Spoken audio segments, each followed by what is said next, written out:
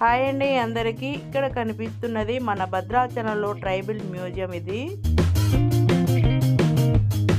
ఈ మ్యూజియాన్ని మీరు చూడాలనుకుంటే భద్రాచలం బస్ స్టాండ్లో దిగిన తర్వాత అవైలబుల్గా ఆటోస్ ఉంటాయి. 20 రూపీస్ అక్కడ ఛార్జ్ అవుతుంది. అండ్ 5 మినిట్స్లో మన గిరిజన మ్యూజియంలోని చేరుకోవచ్చు.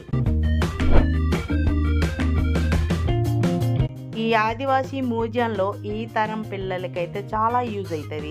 ఎందుకంటే వాళ్ళు పూర్వకాలంలో మన సాంప్రదాయ పద్ధతులు ఎలా ఉన్నాయో అస్సలు తెలియదు. వారికి ఈ విషయాలు తెలిస్తే బాగుంటుందని నా అభిప్రాయం. అలాగే మీరు వచ్చేటప్పుడు మీ పిల్లల్ని ఖచ్చితంగా తీసుకురావాలి ఈ మ్యూజియానికి. ఎందుకంటే మన సాంప్రదాయ పద్ధతులు ఇక్కడ కనిపిస్తాయి కాబట్టి వాళ్ళు చూసి నేర్చుకుంటారు.